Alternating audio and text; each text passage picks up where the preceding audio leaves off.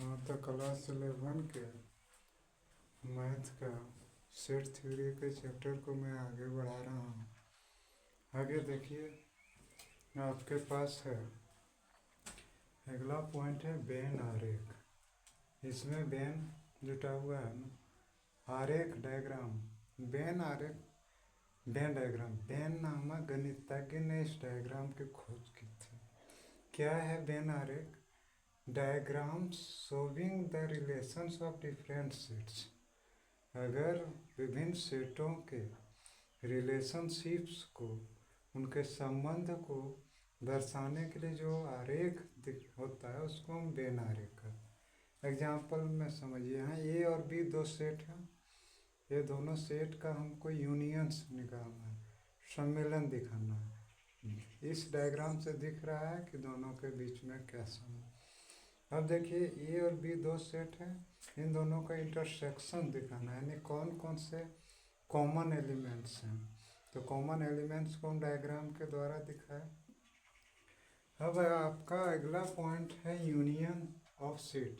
समुच्चयों का सम्मेलन क्या है? समुच्चयों का सम्मेलन का मतलब होता है कि अगर दो सेट है ए और बी, तो जो सम्मेलन होगा उसमें ए का भी हर एक मेंबर रहेगा और बी का भी हर एक मेंबर रहेगा। यहाँ ध्यान दीजिएगा, इसको सेट बिल्डर फॉर्म में हम दर्शाते हैं तो ए यूनियन बी लिखते हैं। जो है वो यूनियन का साइन है, तो लिखते हैं x such that x is the element of a और x is the element of b. यानी और पर ध्यान दीजिएगा, जब और आएगा तो दोनों आएगा, या ए का भी रहेगा और बी का भी। मैं एक एग्जांपल के द्वारा आपको बता रहा हूँ। ये एक सेट है जिसके एलिमेंट्स है 1 2 3 4। बी एक सेट है जिसका एलिमेंट्स है ए बी सी डी। तो ए यूनियन बी हो गया, इसका हर एक एलिमेंट्स जो कॉमन होगा वो भी लिखाएगा, लेकिन इसमें कॉमन नहीं है फिर भी सब। तो देखिए, ए का हर एक, बी का हर एक सेट लिखे। अब इस पर कुछ ऑपरेशनल मेथड होता है, संक्रियाएं।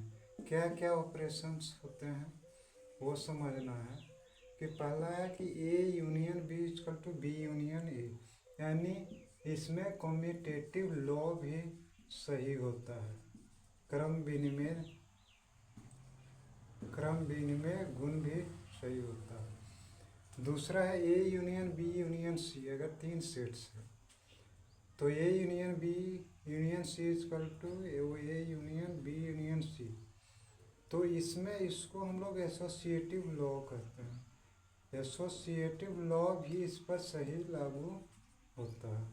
तीसरा है ए यूनियन फाई, यानी न्यूल सेट, एम्प्टी सेट। तो ए के बराबर होगा। अगर दोनों सेट सेम हो, जैसे ए यूनियन ए, तो ये ही होगा। और जो लास्ट पॉइंट है ऑपरेशनल मेथड का, वो है कि यूनिवर्सल सेट यूनियन ए। तो आप जानते हैं यूनिवर्सल सेट सभी सेटों का बाप होता है, तो बाप के अंदर ही ना सब रहेगा, तो उसी में यह यूनिवर्सल सेट ही होता है। आगे के वीडियो में मैं और आपको बताऊंगा। प्लीज़ लाइक और सब्सक्राइब कीजिए।